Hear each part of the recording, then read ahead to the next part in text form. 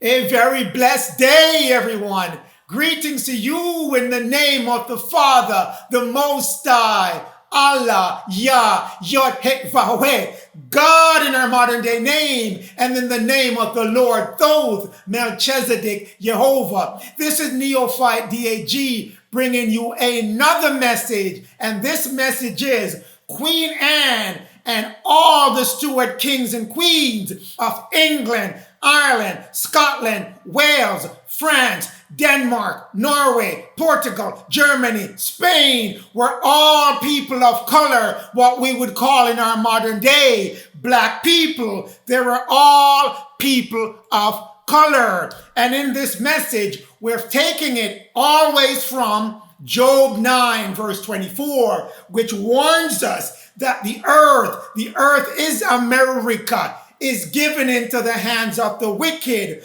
and the wicked shall cover up, shall hide, disguise, paint over the faces of the people of color, the people of the house of Israel, the people of the house of Jacob, the people of the house of Judah, prophets, rulers, and leaders, so you won't know who they are, where they're from, where even you're from, and who can you be going forward. But we're going to unravel and uncover some of that painting, some of that disguise, and some of that hiding. Queen Anne, she ruled England, Ireland, Scotland, and Wales from 1702 to 1714. She's of the Stuart clan. She's the last of the direct line of the Stuarts that ruled as kings and queens.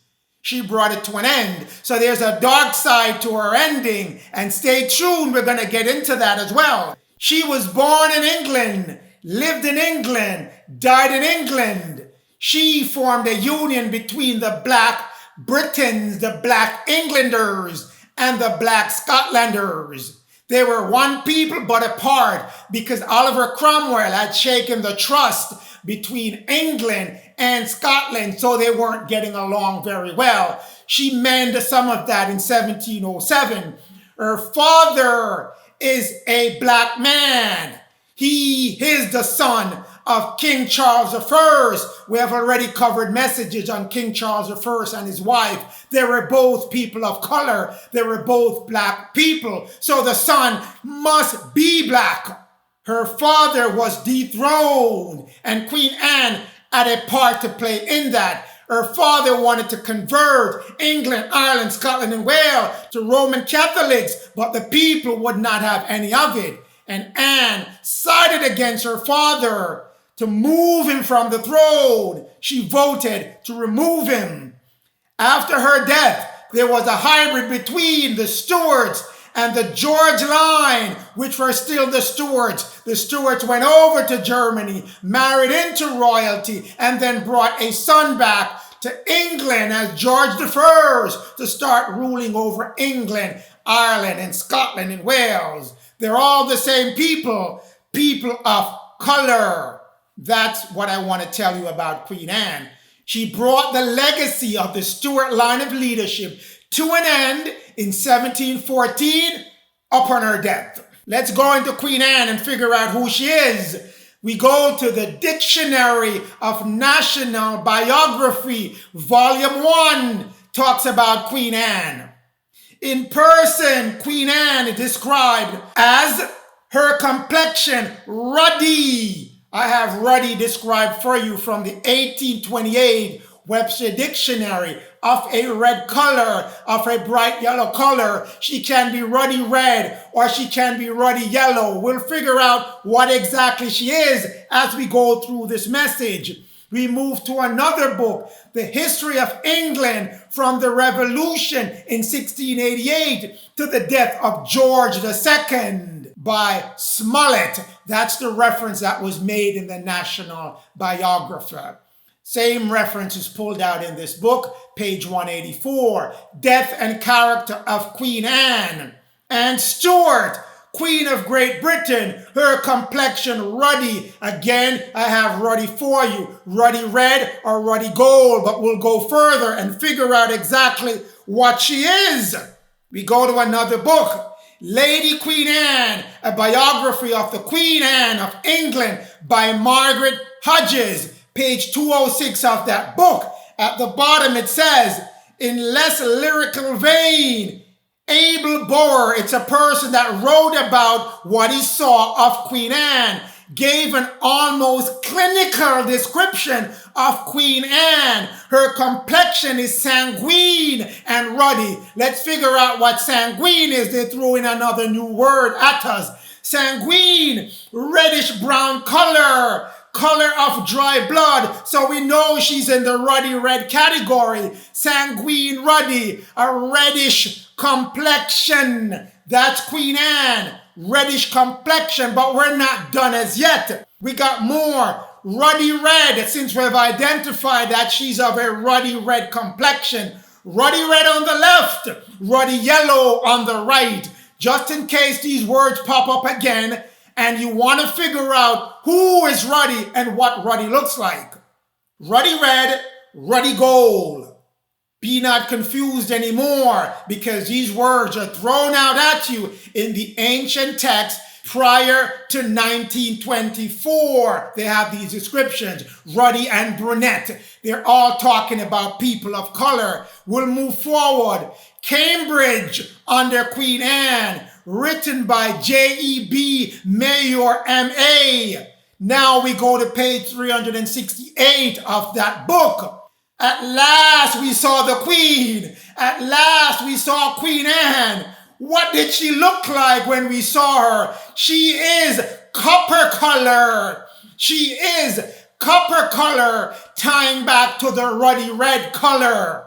That is copper. That's the color of copper I've put on the screen for you, so you won't be confused as to what color she is. And she was copper color, which ties back in our modern day. Who's a copper color person? They're called black people. After 1924, change the categorization to Negro to black. That's Queen Anne. But we're not done as yet.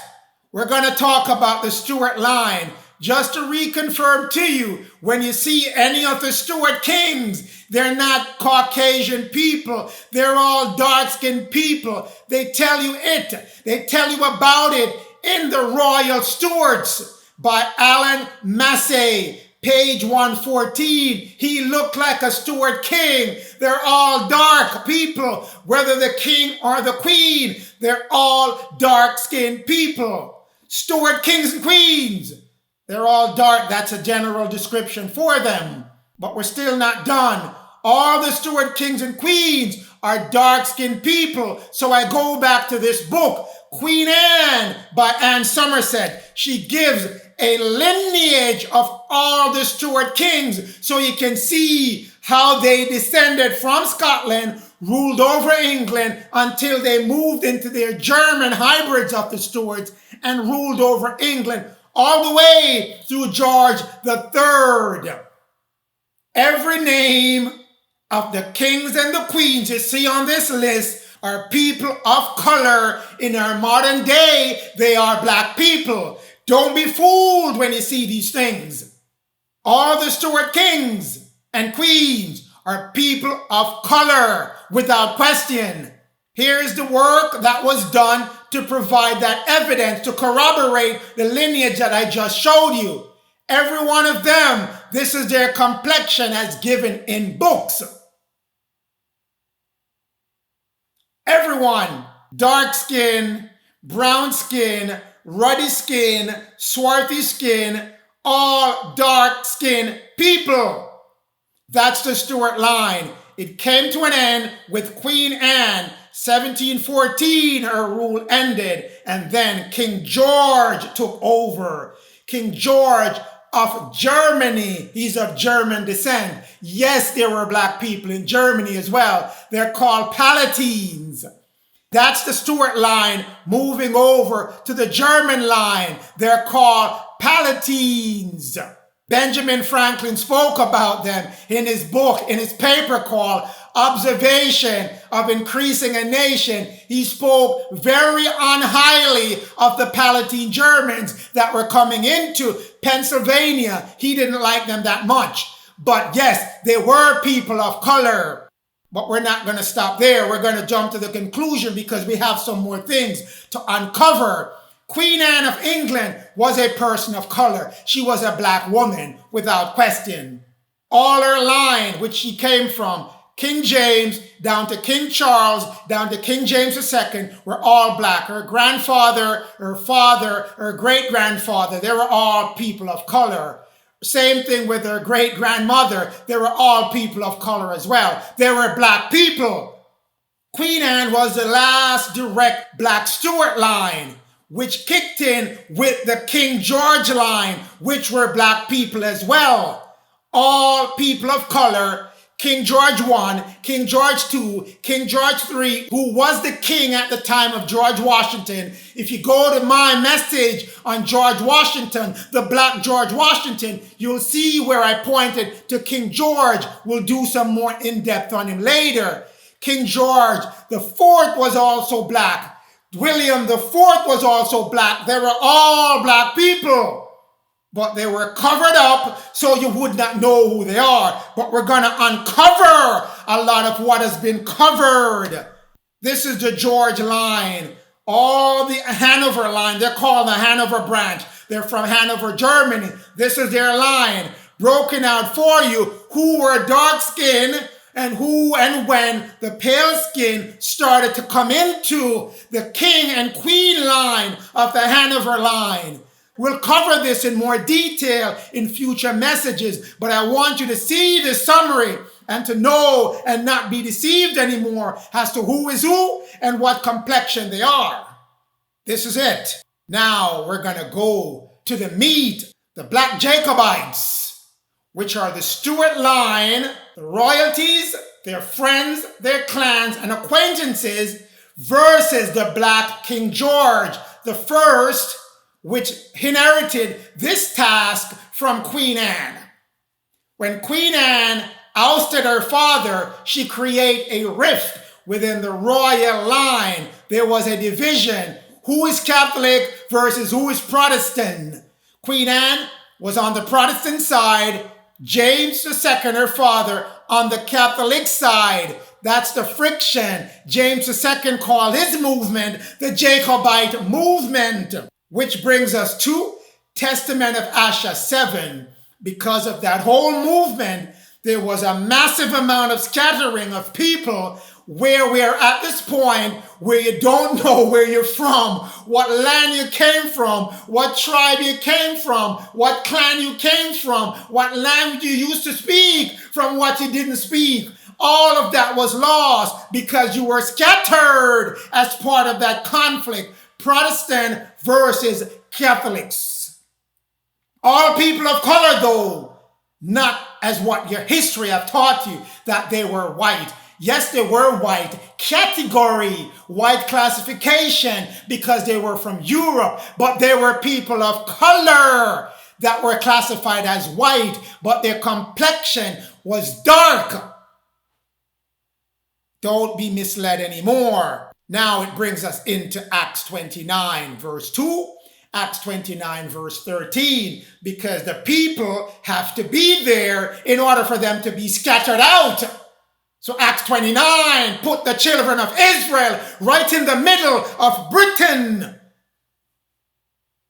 Right in the middle of Britain, when Paul visited the Isles of Far-Off, which was scrapped and pulled out of your modern day Bible. But you got to go back to the Sanguine manuscript to get the detail. 29 verse 2 of Acts. For he heard in the Phoenician that certain of the children of Israel about the time of the Assyrian captivity had escaped by sea and went to the Isles of Far Off. What is that Isles of Far Off? Where is it? Who is it? What is it? It's called by the Romans the Britain.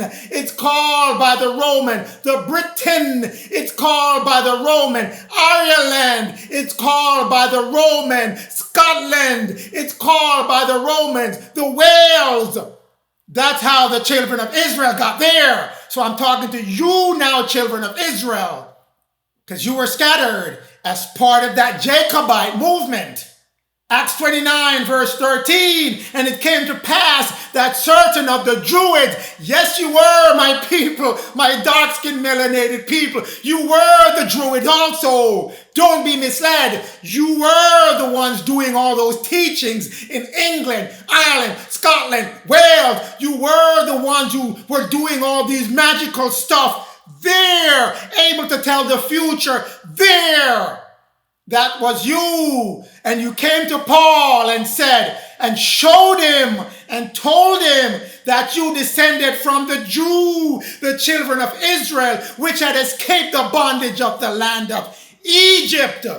So you were there. Oh, children of Israel, you were there. Oh, the Druids that are in America and the Caribbean, you were there. Oh, the children of Israel that are in North America, United States of America, and the Caribbean, you were there. But we're not going to stop. We're going to keep going. Jacobites, this movement that has caused a lot of the children of Israel to become displaced. Let's talk about it. The British throne was being fought over by the Stuart clans who agree with being Catholics and who didn't agree with being it, and who wanted to stay Protestant and who didn't want to stay Protestant. So the movement started to regain the throne by James II, Queen and Father, so he can establish Roman Catholic religion in England, Ireland, Scotland, Wales. Thus it's called Jacobite, which is Jacobus, which means James in the Latin conversion of it. In Ireland, they didn't want it. They did not want it because, again, Oliver Cromwell had stolen all the properties from the Irish that wanted to become Catholic. So if they go back to the Jacobite movement to returning to Catholic, they would have to return all the land stolen from those people of color who are now in the Caribbean, who are now in America, who are now in Barbados, who are now in Jamaica. They would get their lands back if that was allowed, if the Jacobite movement were to be successful. Didn't want that. It would have reversed all those 17th century, the 1600s, when Oliver Cromwell cleaned house in Ireland. Chased out all the Irish, the dark-skinned people, the Irish, the Druids, the Celts, the Black Celts that he moved out because they wanted to go to Roman Catholic religion. He cleared them out. We covered that. Go back to one of my messages. You'll see where I deal with that. Jacobism was strong in the Western Scottish Highland, Perthshire, Aberdeenshire, areas of North England. It was strong there. The movement was getting big. It's also in part of the Wales, also in Midland, and also in Southwest England. The movement was getting strong. It culminated to a point where in Scotland, 1689, they rebelled. They had a Jacobite uprising where they said, we're going to seize power in Scotland. That was quelled, and all the agitators of that uprising, you know what happened to them? Do you know what happened to them? They were all shipped off to North America and the Caribbean, banished forever, can't come back to their homeland. Doesn't stop there, because a serious revolt broke out in 1715, 1719, 1745, and we're going to deal with the one in 1715, 1 year after Queen Anne passed, and then another 5 years after she passed, another uprising, which she herself had a hand in because she helped stir up the fire that was boiling between herself and her father, between the Protestant and the Catholics. That's where it takes us to all the Black Stuart friends, families, acquaintances, royalties that were deported from England, Scotland, Ireland, because they were causing too much uprising and too much revolt. They were rebelling too much, and we had to get them off the soil. Put them somewhere else where they can't be of any injury to anyone who wanted to be Protestant, to any country that wanted to be Protestant. Ship them out. That's what happened in the Jacobite Rebellion, 1715, the Jacobite Uprising in 1689. They are all sent to the United States of America and the Caribbean.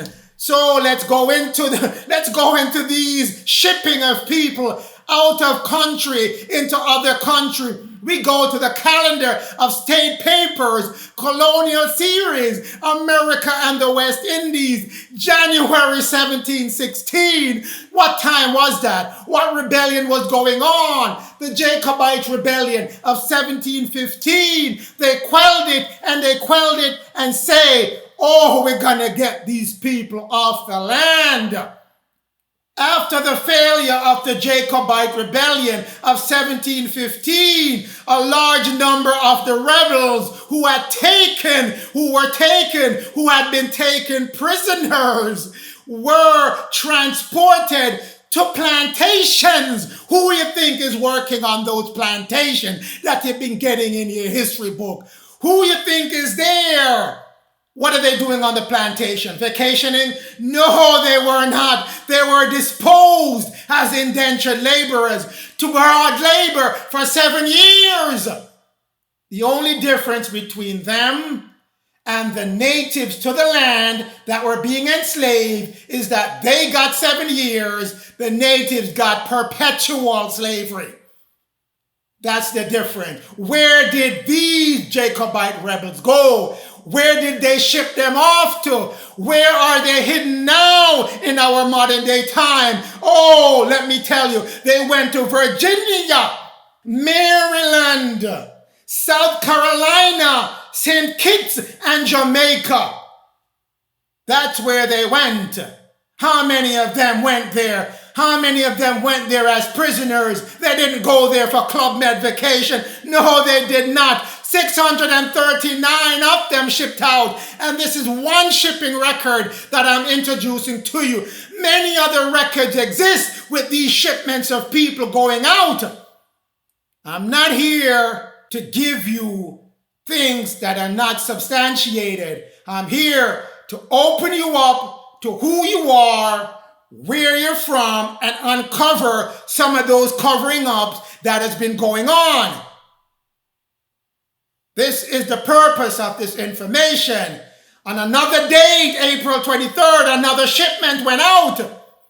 Some of the lords of properties in Carolina ordered a number of rebels. They're making orders. Oh, send me this amount. Send me that amount. Yes, they're making orders for them to come to the plantation and work in America. What are they doing on the plantation? Are they sipping Mai Tai and under an umbrella, relaxing in the sun? No, they were not. Hard labor. That's who was coming to your plantation, along with the native dark-skinned melanated people who were on the land already, who were being enslaved. European slaves joining with native slaves, becoming as one set of slaves. For you to distinguish the type of slave that's coming over as these indentured prisoners and rebels, wherever you see gentlemen, that means that person is of a royal bloodline or an aristocrat. They get special privilege, even though they're the instigator for all this mess. They're getting special privileges. So on June 21st of 1716, some gentlemen who were taken in rebellion be transported to America plantation. So the King James line of family, his acquaintances and his clans were sent to the plantations. The Stuart line, anyone in America that you see have a Stuart last name, they're from the King James line of family and clan. Same thing for the Caribbean. No matter who tell you what, as long as they're people of color, they came directly from that line. Now, here are the names of all the prisoners that were put on board these ships on August 16th and sent to South Carolina. These are all the names that are in South Carolina record as being arrived there and they dispersed after their 7-year slavery is done. These are the people that were shipped from England to South Carolina, August 16 in the record. Also in the record for August 16, the prisoners, the rebels that were transported to Virginia. I'll give you a chance to absorb these names.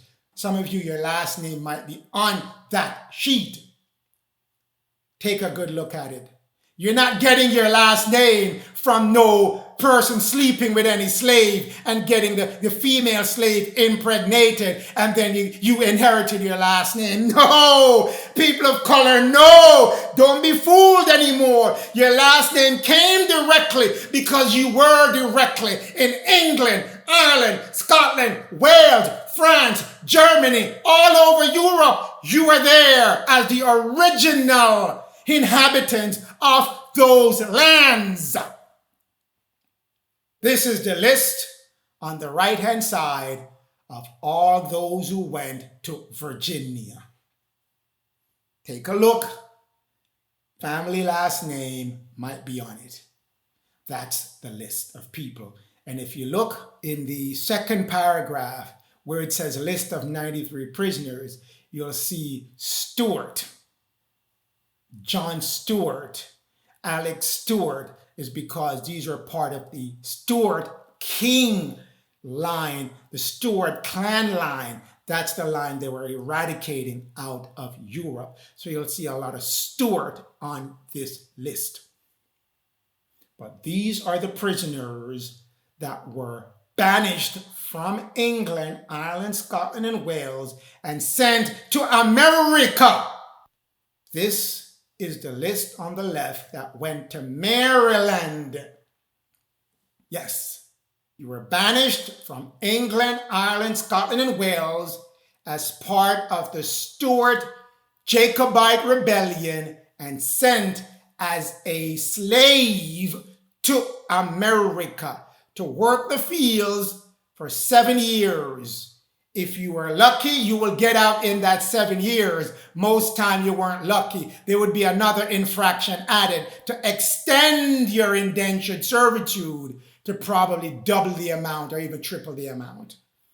But you weren't in perpetual slavery as the native dark-skinned melanated people who were originally on this land before the Englanders, the Scotlanders, the Irelanders arrived. Also on that page, that's the rebels that were transported to St. Christopher. In our modern day, we call it the St. Kitts and Nevis. Back then, it was known as St. Christopher, but it's St. Kitts and Nevis. That's where some of the Jacobites were sent. Also on the right-hand side, the prisoners that were transported to Jamaica. Those are all the people that were taken out of England, Ireland, Scotland, and Wales, sent to America, North America, and the Caribbean. These were not, I repeat, these were not Caucasian folks being sent out. Yes, there were a few, but these were majority in the high 90s. People of color, in your modern day, you will classify them as black people. Let's continue. Documents of all the black Stuart friends, families, acquaintances, royalties, governors of England, Ireland, Scotland, and Wales that were a part of the Jacobite rebellion of 1715 to 1732. Oh, I'm going to get into this one for you. During the time of Queen Anne, she hired a spy. She hired a spy to go spy on all her cabinet members. All the people that she felt were opposing a rule in a Protestant world. She hired a spy, John Mackey, to go spy on all these people in high places and come back and tell me Were they troublemakers? Or I don't need to worry about them. Tell me what I need to know so I can start shipping them out. Or I can start getting ready their shipping documents so I can ship them out. The Secret Service of John Mackey, he wrote a memoir about it. He released it in 1732. And he said, during the reign of King William, Queen Anne, and King George, I compiled this information so I could tell you who you need to worry about. And let's see what he was talking about. Oh, page 16 of this report. He talked about Charles, Duke of Somerset. Charles, Duke of Somerset. Who was this man of this ancient family of Seymours? Who was he? Who was he? He was a black complexion man. He was a middle stature man, well shaped, very black complexion. That was the man, Duke Somerset. That's him, Charles Duke Somerset. He reigned during the time of King Charles II all the way up until this time where the document now is being put in place and we need to get rid of who we need to get rid of. No, we're not done yet. We're just getting started. Strap yourself in. Page 25 and 26 of that book. Daniel Earl of Nottingham, Secretary of State. Let's see what his description was. Tall, thin, very black man. Tall, thin, very black man. Much like a Spaniard. Anytime you see Spaniard in books, these ancient books, it's a black person they're talking about in your modern day description. When you see they're talking about Jew in those ancient books, it's a black person they're talking about. So Daniel Earl of Nottingham was a very black man, like a Spaniard or a Jew. That's why I keep telling you, you are the Jew. You are the tribe of Judah, not the Ashkenaz that they set up in the Israel in North Africa. No, they're not no Jew. No one know them as Jew then and even now. That's the lie that you're living. Black like man. A black man is a Jew, like a Spaniard. Let's take a look at that lying Daniel, that covereth up Daniel. Does that man look like a very black man? Does that man look like a Jew? That whitewashed picture on Wikipedia, is that a Jew-looking man? Is that a very black man? Is that a Spaniard-looking man? No, he's not. He's a shameful whitewash of a black man. Whoever did this should be ashamed of themselves. But the Most High is turning over all the rugs. He's showing all that you've been hiding. This is not a black man. We're going to go further. Oh, we're not done yet. Court of Great Britain, John Duke of Newcastle. Let's look at his complexion. Black Ruddy. We talked about Ruddy already. Now they're adding the black to it to let you know black is Ruddy. Ruddy is black. A black man. Does that man on the right-hand side look like a black Ruddy man? Does he look like that? Does he look like a black Ruddy man? No, another shameful whitewash image. They're covering up the face of the judges. Another shameful cover-up. We're still not done yet. Charles Lenox, Duke of Richmond, is the son of King Charles II. We have already identified King Charles II as a black man. How can this man on the right be the son of a black man looking so pale-skinned? No, but we're going to go to the description that John Mackey, the spy, gave us. No, Charles Lenox, black complexion, much like his father, Charles II. Does that shameful-looking man on the right-hand side look like a black complexion man? Does he or does he not? 3 that I've covered already, where the image is whitewashed. Do you think you're getting truth out of the Gentiles, out of Esau at this time? All this lie has been telling to you. The Most High is turning it up. The Lord is turning over the rug. Time for the children of Israel to know who they are. Does this other man that we're looking at here, does this man look like a black man? Does he look like a black man? George Fitzroy, Duke of Northumberland, the son of King Charles II. We already identify King Charles II as a black man. King Charles II's wife was a black woman. Can two black people have this man here on the right? And the description is telling you the man on the right should be a black man like his father. No, this man isn't a black man. It's a shameful whitewash of a black man. Again, covereth up the face, Job 9 verse 24.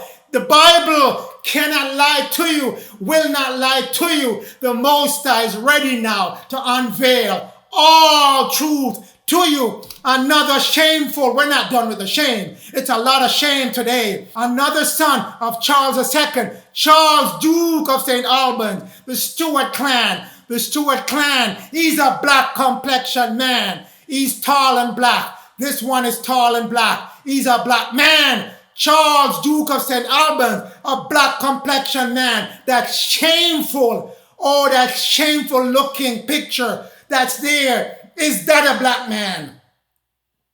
Does that look like the son of a black man and a black woman? Does that look like the son of a black man and a black woman? No, it's not. Covereth up the face of the judges so you would not know who they are, who you are. We're not done as yet. We're still not done. Page 44 of that book. John Duke Montague, dark complexion man. Does that man on the right look like he has a dark complexion? I don't even know who that man is, where they conjured up that picture from. Whoever did this is so wicked to do such a thing like that. Oh, it's beyond belief. Oh, someone can put this in their mind to do all these things when they know it's not true. Dark complexion man doesn't look like that man on the right-hand side. Ask yourself, how many have I gone? 5 already. These are 5 highly placed individuals in the royal family, the royal acquaintances, the royal house, in the parliament. Dark-skinned people, and we're still not done. I'm going to exhaust you with this to let you know that you're being lied to. The Most High and the Lord has been warning you that your images will be covered up and you won't know who you are during the time when you were fast asleep, when we were in spiritual death. But now we have awakened and the Most High is bringing back truth to us. So he's telling us, Thomas Tufton, Earl of Thanet, who is a tall black man, a tall red-faced black man. Does that man on the right-hand side look like a red-faced black man? Does that man come any close? Who put that lipstick on that man? That's a shameful, disgusting image of a fraud being committed against the people of color. That's not a black man. We're not done as yet. We're still not done. Earl Montague, Earl of Sandwich, is a thin black man, about 35-year-old. Does that look like a black man on the right, posing in all his stuff? Lies on top of lies on top of lies. That's another shameful, disgusting image of a fraud, a stolen identity given to us during the time of our spiritual death. That's not a black man. The Most High and the Lord are waking you up to let you know that there is a fraud being committed against you during the time of the scattering. The scattering is done, people. No more time to be scattered. Time to know truth. Know who you are. Stand up for who you are. But we're still not done as yet. We're still not done because this goes very deep. Foreign Minister Mr. Methuen, ambassador to the King of Portugal. This is a very important role. He was the person representing England, Ireland, Scotland, and Wales in Portugal. Portugal, which was another country of people of color, black people. So this was who was going to Portugal to represent another set of black people that were in England, Ireland, Scotland, and Wales. Mr. Methuen was a black man. I repeat, Mr. Methuen was a black man. Does that look like a black man to you? Another shameful lie on top of lie. Doesn't end. Just to show you the weight of the lying that was done, the mind of the people that were doing these lies. It takes a special mind to go through that much time, to conjure up image, to paint them over, spend so much money to make sure I keep that lie running. Change up all kind of textbooks, rewrite books, tear up books, burn books, all kind of things to keep a lie going. This is a black man who looked much like a Spaniard again. To tell you, black men are also in Spain. They were running Spain. So when you hear him talking about the Spanish doing this in South America, there were still black people doing it. They were not Caucasian. They were not the Gentile/Esau. Mr. Stanhope, envoy extraordinaire to the states and the United Provinces. That's a massive title. He was a black man as well. He's a black man. Does that man sitting in the chair, wherever they got his picture from, does that look like a black man? Another shameful whitewashing, another shameful covering of the face of the judges. Shame, shame, shame. Lies, lies on top of lies. We keep going. We keep going. Earl of Orkney, Lieutenant General, well-shaved black man. Does that look like a black man standing over there, holding whatever he's holding in his armor? No. Another shameful, disgusting lie. It can only happen when people were asleep. Can't happen anymore. You have time to retract and take back these books and tell the truth. That would be the right thing to do, because the lies are going to come forth. They are going to come forth. Be proactive, step forward and say, hey, I've been lying to you. Here is the truth. It's easier than continuing to spend so much time and effort to make sure I keep the lie going when the Most High is saying, I'm going to uproot all lies. The truth has to be known so my people can be set free.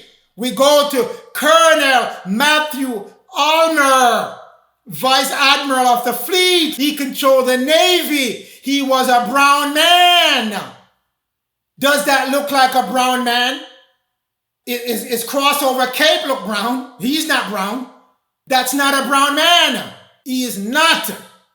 Shame, shame, shame. How can you walk with your head up? Shame.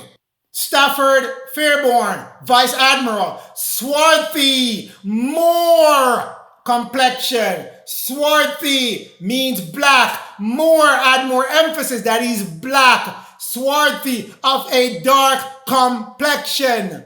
Does this man look like a dark complexion, shameless image of this man? And they're all holding that baton, running the relays of lies, which are going to get them nowhere. Shameful, shameful image, whitewashing. Job 9, verse 24. Marquis of Annandale, president of the council. Black complexion, very black complexion. Page 185 of John Mackey memoir. Another shameful image. That's not a very black man. Shame on top of shame. Marquis of Tweedale. Shame again. Shame. Short brown man. Is this a brown looking man? No, he is not. That's a Caucasian man. None of these faces you're seeing in your mainstream information source are true. They're all lies. Don't look at faces. Go to the words. Don't look at faces. Go to the words. The faces are subliminally telling you one message which is false, but they keep the wording of what they are in the distance. That's a way to mitigate the lies that they're telling. Oh, I didn't tell you that he was black. I just showed you a picture and you assumed. You never did the extra work to go find where I wrote that he was black. It's called manipulation of the karmic loop. I give you it, but you have to go find it, and I give you the lie. If you want to grab onto that, so be it. You did it on your own free will. No more shall that work. Now this guy, Sanguine. We covered Queen Anne, and it tells us she's sanguine, dark complexion person. Now, Mr. Cockburn of Ormiston is a sanguine complexion man. We already covered it. Does this look like a sanguine man? Use your imagination. It's a dark skin, reddish color, dried blood color. Does that man look like a dark skinned person? Would you be able to bring him into a room and say, hey, this is my black man from England? Would you be able to do that? No. Shameful whitewashing according to Job 9 verse 24. Sanguine, reddish brown color of dry blood. So a black man is sanguine, is telling you this other person that had the same sanguine complexion, it add more color to it. Black man of middle stature with sanguine complexion. A sanguine man is a black man. No mystery about that. These are all the other instances. It just became painful seeing these lying images. So I said, let me cut this thing short, because the lie goes so deep that I don't know how people can in their right mind think up these things to do. But the book goes on telling you the complexion of each person. Black, brown, sanguine, ruddy. Keeps going. Dark complexion, sanguine complexion, black man, military officer, foreign minister, all black people running England, Ireland, Scotland, Wales. It keep going. Scotland, nobility of Scotland, Earl of Orrell, brown man, Lord Belhaven, black man, Lieutenant General Ramsay, sanguine man, all people of color running the government, England, Ireland, Scotland, Wales. Which brings me to the question that no one has brought up before. And I said, let me get it out there on the table. If you, in this modern time, take someone's identity, change it over to your identity, then use that identity to go out and do all kind of different things using a stolen identity, don't you think that will be a punishable crime? If you do that right now and you get caught doing these things, do you think they'll just say, hey, go home, all is forgotten? Yeah, no big deal. Just go on about your business. Just don't let it happen again. No, you'll be in court until thy kingdom come. You'll be in jail some point in your life if you're doing these things to this extreme. Which brings me to the short list of crimes committed against humanity, against the children of Israel, against the entire planet. First, willful, malicious theft of identity for mean reasons, for unscrupulous reasons, for malicious reasons. These things were done. You don't steal someone's identity out of a whim and go through this much trouble to steal it and hide it and spend so much money and resource to change over all records to rub these people out of history, that you have stolen their identity. Second crime against humanity, willful, prolonged tampering and falsification of documents and evidence in order to deceive and conceal the theft. A lot of time went into destroying record, changing record, hiding records, and all kind of different things, painting over records and faces to hide the theft of identity. Third, willful propaganda and misrepresentation of historical facts of people and events in order to further deceive and conceal the theft of identity. A lot of propaganda was put into making sure that you think you're black from Africa and there's nothing else to your history. A lot of books were put in place to misrepresent the facts of who you are. who you were. A lot of historical documents were concealed, destroyed, and changed, painted over to deceive you being at a location at a particular time to perform a particular event or a particular task. A lot was done to rub out all that tracing of where you're from, which brings to one conclusion. This is premeditated. You can't just wake up one morning and say, I'm going to steal identity and just put it into practice immediately. No, it had to be premeditated conspiracy and confederacy to commit the crime of theft of identity. You have to get all the countries to go along with it. You have to get all the people who knew you were there doing all these things to go along with it. You had to have them confederate, as in Psalms 83. They had to come together and agree to doing all of these things. And last but not least, because this is a short list, many others that are not listed here. The willful and shocking long-term bodily harm that was placed upon these people who lost their identity and became black, became Negro, became people of color, whether you were from Europe or whether you were native to America, you were bunched into one category in 1924 and onward. You were black. You were Negro. And as a result of that, bodily harm, mental harm, you think you're nothing, only nothing. Nothing can become of you. No matter what you do, you can't seem to break free of all that mental and bodily anguish that you were in. And you certainly were cut off spiritually because they changed your food and they gave you white Jesus to make sure you're cut off from the spirit.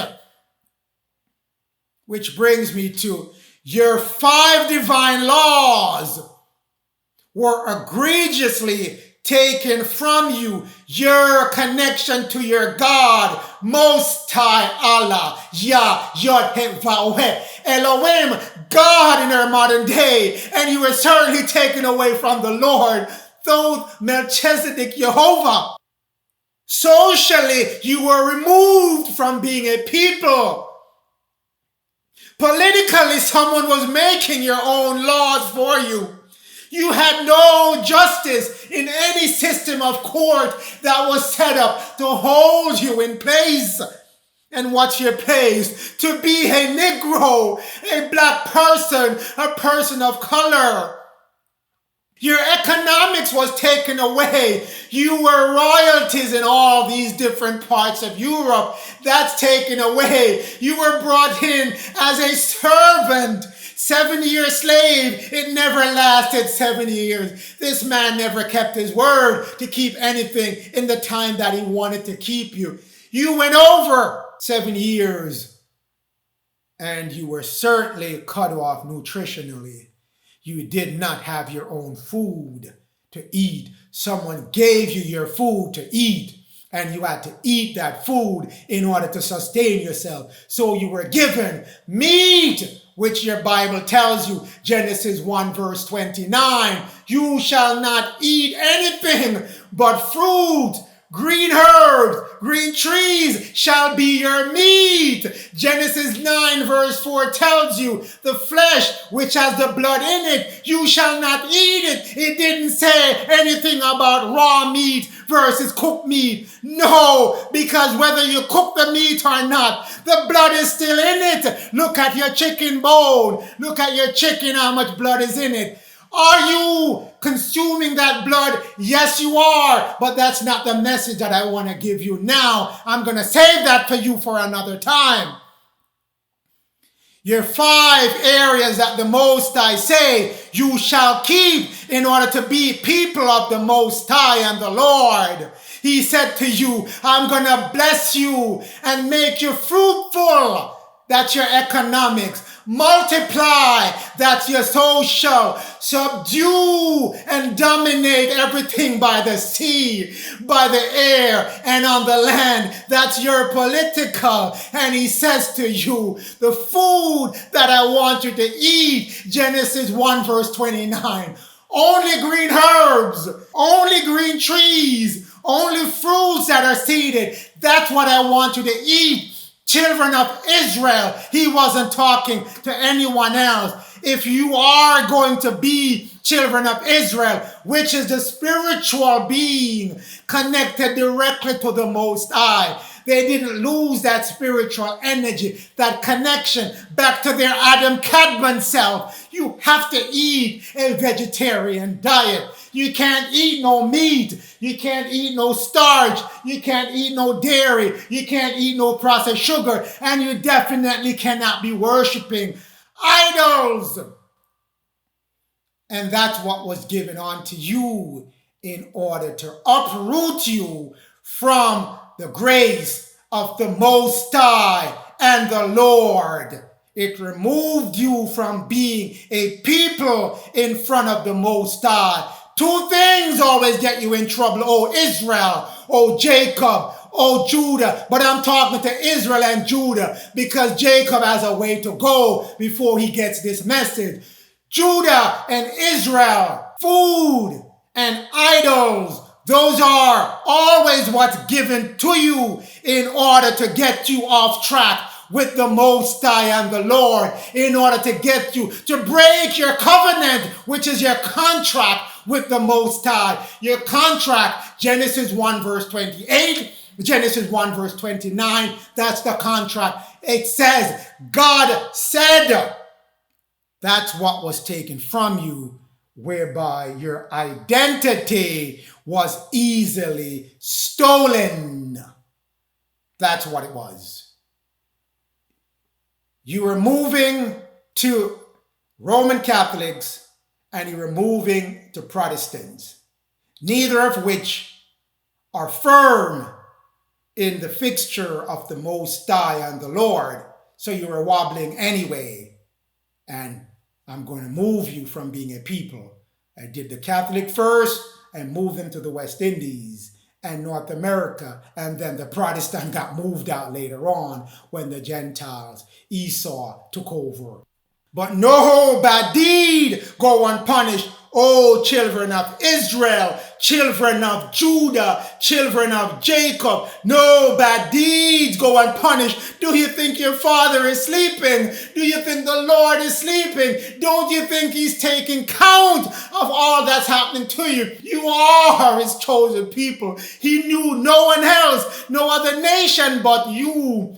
You are not forgotten by the Most High. His words might be forgotten, but they shall resurrect themselves. 1 Corinthians 6 verse 1. I dare you, O children of Israel. I double dare you, O children of Israel, to go to the court of the unjust, to try to seek justice. I dare any of you having a matter against another and go to the law of those unjust who have taken your identity. I dare you to go to their courts to tell them, oh, you have taken my identity. I need it back and I need to be recompensed for it. No, you will not get any of that. You shall not. That's why the Most High is going to get it for you. He is going to get it for you. Go to the law before the unjust is futile. It's useless. You're wasting your time. You have to go now. You have to know what's coming to you. You got to know that he's sending you the law of the saints. He's sending the saints to administer the law. That's what's going on right now. He's raising up the saints to be your lawyer, your juror, your judge. Behold, the graves were opened. Behold, the graves were opened, and the bodies of the saints which slept, they arose. Behold, the graves were opened, and the saints raised up. They became alive again. Oh, Matthew 27 verse 52, Ezekiel 37:12. My people, I will open your graves and cause you to come out of it. I will open it up and cause you to come alive. All the spiritual dead, you shall come alive, and I will bring you into your own land, which is America. Oh, children of Israel, do you think your father is sleeping? Do you think the Lord is on vacation and he doesn't have it worked out for you? No, you shall get what you want. You shall get your justice in the courts of the just. 1 Corinthians 6 verse 2. Do you, O children of Israel, do you not know? Do you not know that the saints shall judge the world? Do you not know that the saints shall judge them all? The saints are not flying in from distant planets. They're here on the planet, waking themselves up, and they're going to judge the planet. Do you not know, O children of Israel? Do you not know, O children of Judah? Do you not know that you are the saints? Do you not know? And if the world be judged by you, are you unworthy to judge them? No, you're not. That's why you're getting this information now. So you know how you were dealt with unjust. Do you know that you're going to judge them on the smallest matter, the smallest of the inequities that they have done, the smallest injustice that they have done, the smallest unrighteousness that they have done, not only to you, but against humanity and against the planet? Do you not know? Oh, my children of Israel, oh, children of Judah, do you not know? Do you not know? The saviors shall come on Mount Zion. X marks the spot. Go check the solar eclipse. X marks the spot, Mount Zion, to judge the Mount of Esau, to judge the children of Esau, the children of the Gentiles. Do you not know the Caucasians will be judged? Do you not know the fallen angels will be judged? Do you not know the elites of the world will be judged? Do you not know the organized religion will be judged? Do you not know the Gentiles who knowingly, the Caucasians who knowingly afflict Jacob and Israel will be judged?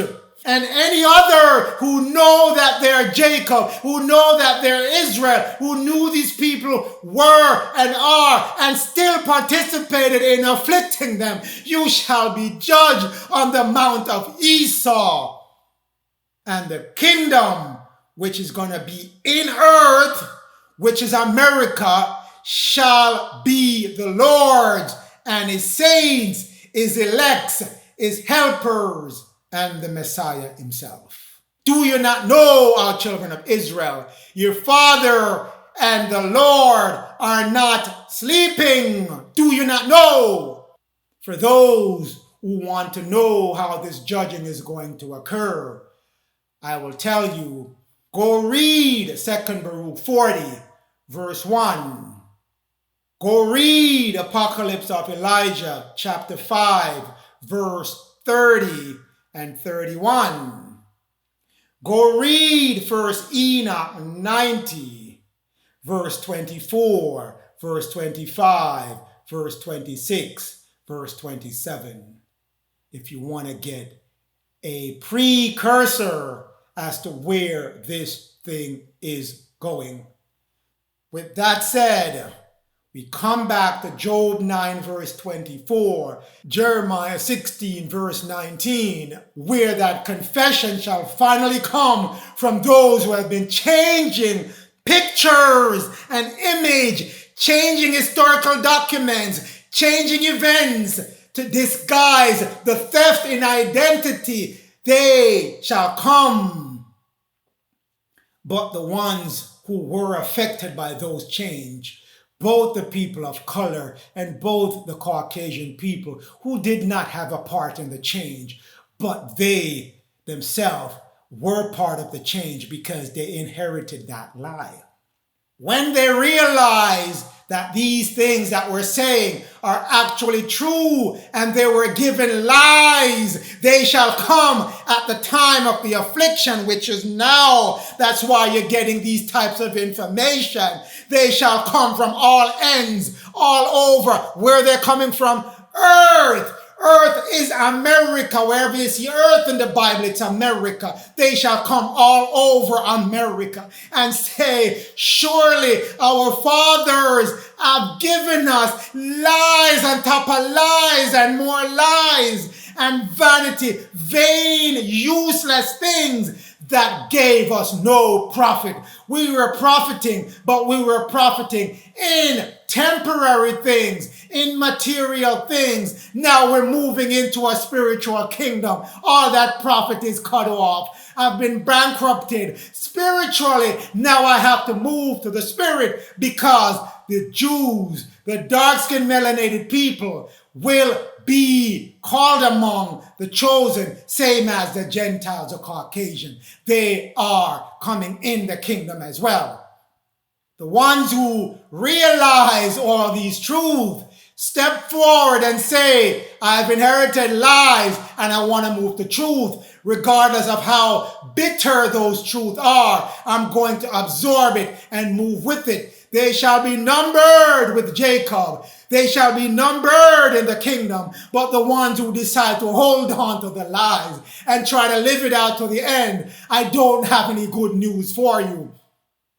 Lies on top of lies on top of lies has to come to an end. Stand strong. Be strong. Stay strong. In the words of the Most High and the Lord, Yod-Heh-Vah-Weh, Elohim, God in our modern day time, Thoth, Melchizedek, Jehovah, praise be to you always.